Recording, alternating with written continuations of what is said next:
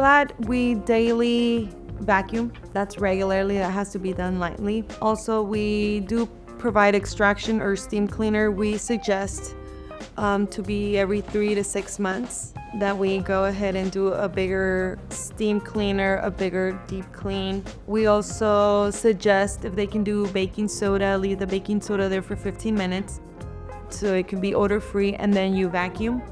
And then some of these buildings, we've seen a lot of spills, and the most typically that they try to use to remove a stain is that they grab a rag and they like smeared it and it becomes bigger. Instead of that, if they just can like pat it down so that the rag can soak up the water or the coffee or soda, whatever they spilled, that would be better for it, preventing it to get larger. It depends also on the foot traffic that they have in there, but mostly for hospitals is when we have sometimes blood or we have other fluids that leave a spill or leave the carpets dirty, that we do them more frequently than other places.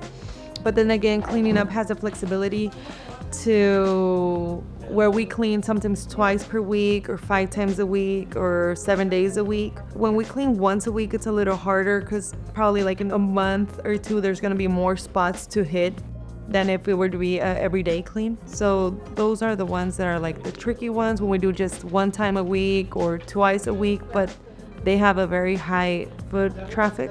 Another tip that we can provide to help the carpets, mainly on the entrance or the exits, are the walking mats. That's going to prevent to have like all the oil you have in the parking lot to go all the way inside the building. That can stay on the entrance and the exits.